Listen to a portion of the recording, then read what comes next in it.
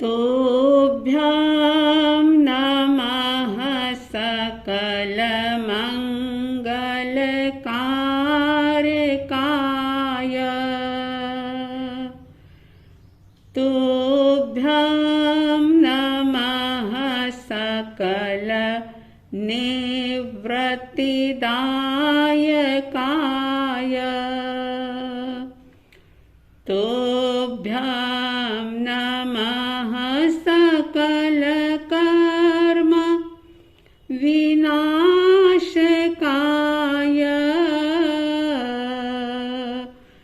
तुभ्यं नमः सकलतत्त्व निरूपकाय।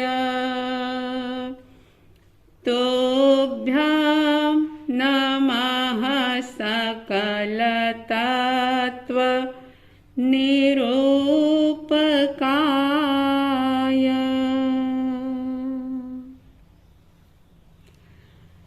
श्रद्धालु जिज्ञासु श्रोताओं, पंडित श्री रविंद्र जी आत्मन के द्वारा लिखी गई समता षोडशी, जो एक अनमोल धरोहर के रूप में है, जिन वाणी का अमृत इसके अंदर जैसे मिलाया हुआ है, जिन वाणी का सार इसके अंदर भर दिया गया है, ऐसी समता षोडशी की बात आप सुन रहे हैं। ये समता षोडशी हमारी आत्मविशुद्धि के अंदर तो सहयोगी है ही है। ये कर्मों की निर्जरा तो करती ही है, लेकिन हमारे व्यवहारिक जीवन को, सामूहिक जीवन को बहुत ही आनंदपूर्ण बनाती है। जीने की एक कला सिखाती है कि कब किस स्थिति परिस्थिति के अंदर व्यक्ति की सोच, उसके विचार, उसका चिंतन किस प्रकार से हो, और अगर इसको बहुत गहराई से नहीं, थोड़ा सा भी जिसने जान लिया, समझ लिया, यूं समझो कि उसने जीने की कला को सीख लिया। उसकी लाइफ स्टाइल जो है वो चेंज हो जाएगी। फिर उसे अलग अलग प्रकार के आर्ट ऑफ लिविंग के कोर्स नहीं करने पड़ेंगे, व्यक्तित्व विकास की कोई क्लास नहीं करनी पड़ेगी। उसे ये समता षोडशी ही पूरी तरह से एक जीने की नई राह दे देगी। तो इस समता षोडशी की 5 गाथा संपन्न हुई, और जैसा कि आप जानते हैं कि हर एक गाथा का बहुत ही सरलता के साथ विवेचन करने का प्रयास किया गया, और एक एक गाथा के 7-7 भाग प्रस्तुत किए गए।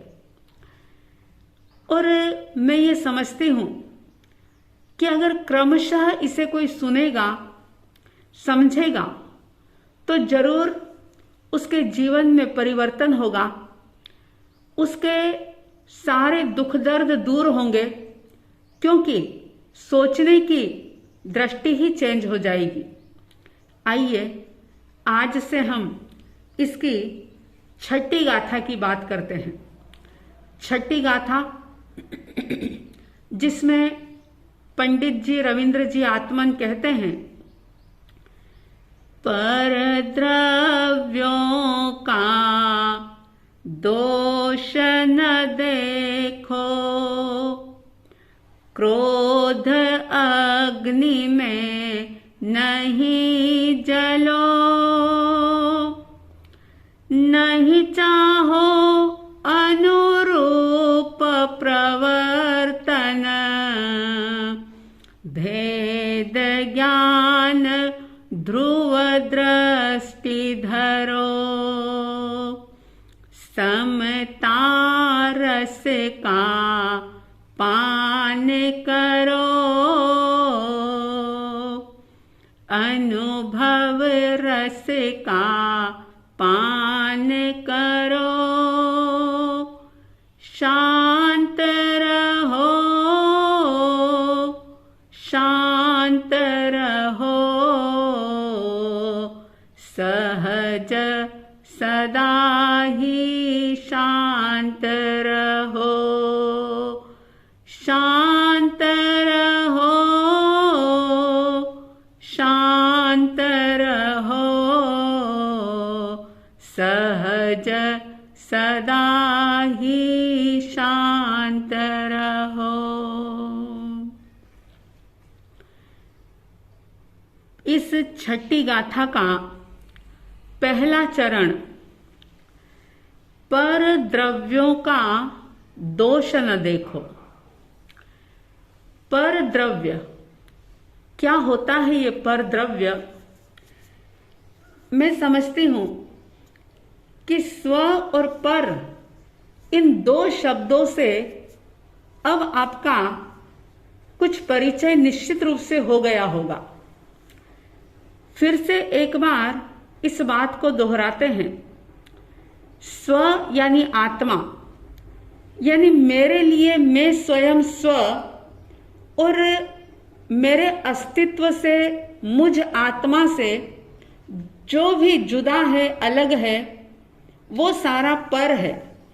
फिर चाहे वो कोई व्यक्ति हो, चाहे वो पदार्थ हो, चाहे वो स्थान हो, जो कुछ भी मेरे अस्तित्व से यानी कि मुझसे अलग है, फिर चाहे मेरा शरीर ही क्यों न हो, ये पर है।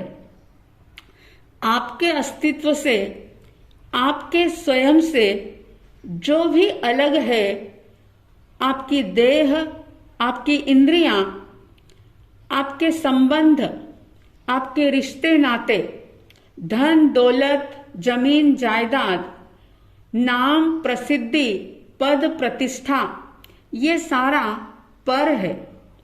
स्व यानी सिर्फ आत्मा, मेरे लिए मैं स्वयं स्व, आपके लिए आप स्वयं स्व, यानी कि स्वयं के अस्तित्व के अलावा जो भी कुछ है वो सारा पर है, पर द्रव्य है वो। फिर चाहे कोई व्यक्ति ही क्यों न हो, चाहे जन्म देने वाले माता पिता ही क्यों न हो, पत्नी के लिए पति हो या पति के लिए पत्नी हो, माता के लिए पुत्र हो या पुत्र के लिए माता पिता हो, कोई भी क्यों न हो, वो सारे पर हैं, दूसरे हैं। चाहे हम सामूहिक जीवन जीते हैं, सामाजिक प्राणी हैं आप और हम, समूह में रहते हैं, समाज के साथ जीते हैं, कई लोगों का सहयोग लेते हैं, देते हैं, लेकिन ये अध्यात्म की चर्चा हो रही है, इसलिए ज्ञानीजन कह रहे हैं कि जीवन में एक चीज याद रखो, और वो क्या कि पर द्रव्यों का दोष न देखो। स्व से अलग जो भी पर है, उसकी जो भी गलती है, उसके जीवन में रही हुई कोई कमियां हैं, कोई खामियां हैं, या उसका कोई व्यवहार गलत है, तो उसको देख करके परेशान मत बनो, पर द्रव्यों का दोष न देखो। आप कहेंगे कि ये तो बड़ी कठिन बात है, अगर बेटा कोई गलती कर रहा है तो क्या माता पिता का फर्ज नहीं कि उसके उस दोष को, उसकी उस कमी को देख करके उसे आगाह किया जाए, उसे समझाया जाए, बताया जाए और उसकी कमी को दूर किया जाए। बिल्कुल जरूरी होती है ये सब चीजें, लेकिन ज्ञानी कह रहे हैं कि अपने कर्तव्य का बोध अवश्य रखो। घर परिवार में, समाज में रहते हुए किसी के दोष को दूर करने के लिए हितैषी बन करके, अगर उसके प्रति शुभ भावना रख करके आप उसके दोष को देख करके उस दोष को दूर करना चाहते हैं, उसमें निमित्त बनना चाहते हैं, तो बड़ी अच्छी बात है। लेकिन अक्सर होता क्या है, आपकी हमारी सबकी जन्मों जन्म की आदत ये है कि हम खुद की गलती से पीड़ित नहीं होते, हमें अपनी कमियां नहीं खलती, लेकिन दूसरे में अगर कोई दोष हम देखते हैं, दूसरे की कोई गलती हम देखते हैं, तो वो गलती हमारे दिलो दिमाग में इतनी गहराई से घर कर जाती है कि फिर हमारी दृष्टि दोष दृष्टि बन जाती है। और इससे क्या होता है कि हम हमेशा ही जब जब उस व्यक्ति को देखते हैं, जब जब उसके बारे में सोचते हैं, तो हम खुद ही परेशान होते हैं। और कई बार सामने वाले व्यक्ति को ये पता भी नहीं होता कि मेरे अंदर ये दोष है, मेरी ये कमी है, या मेरे अंदर ये खामी है, मेरी ये गलती है, उसे पता तक नहीं होता। लेकिन अगर हमने दोष देखा, उसे सुधारने की दृष्टि से नहीं, बल्कि दृष्टि को ही दोषमयी बना लिया, तो फिर हम क्रोध की अग्नि में निरंतर जलते ही रहते हैं। जरूरी नहीं होता कि हर वक्त क्रोध को हम प्रकट करें। कई बार प्रकट नहीं होता हुआ क्रोध भी हमारे अंदर हमको खुद को ही जलाता रहता है।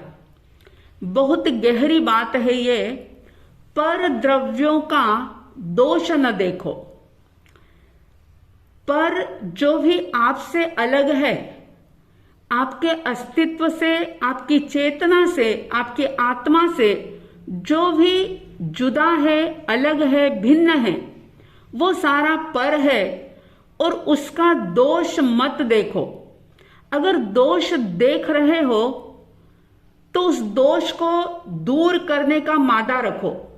उसे कहो कि ये गलती है तुम्हारी, तुम्हें ऐसा नहीं करना चाहिए, या ये काम इस प्रकार से नहीं किया जाता, इस काम को करने का तरीका यह है।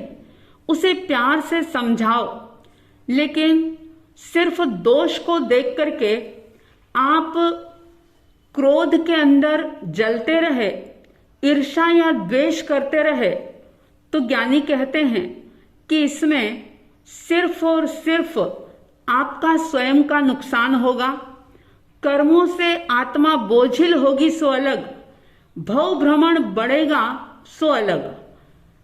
तो पर द्रव्यों का दोष न देखो।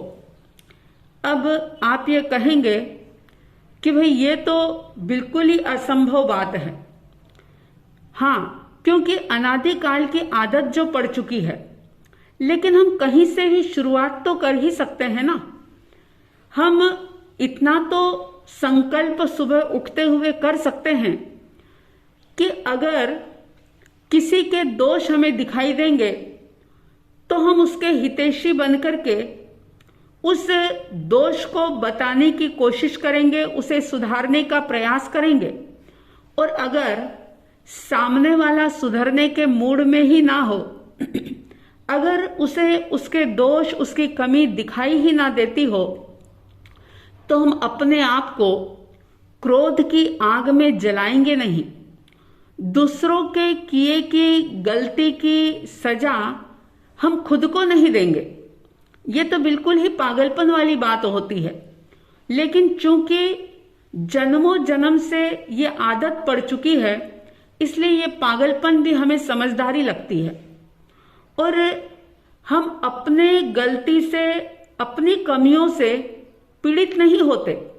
हमें अपनी कमियां तो दिखाई ही नहीं देती, बल्कि ऐसा लगता है कि हम तो बिल्कुल परफेक्ट हैं, हम तो बिल्कुल पूरे सूरे हैं, हमारे से तो ये गलती हो ही नहीं सकती। लेकिन ज्ञानी कह रहे हैं कि जब जब भी आप पर द्रव्य का दोष देखेंगे, उसकी कमी देखेंगे, और अगर अपने आप को सावधान नहीं रखा, आप जागृत नहीं रहे, सजग नहीं रहे, तो आप निरंतर क्रोध की अग्नि में जलते रहेंगे।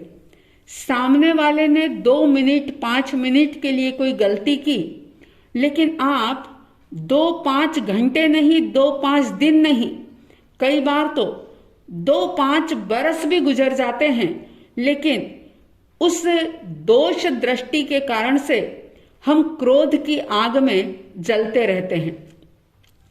तो इस बात को नोट करें, याद करें और बार बार इसे दोहराए कि है आत्मन, पर द्रव्यों का दोष न देखो, पर द्रव्य का दोष देखो ही मत, और अगर देखने की आदत ही है तो कम से कम दिन भर में जो 100 मौके आते हैं उसमें से 2 मौके छोड़ दो कि जिसमें हम पर द्रव्यों का दोष ना देखें।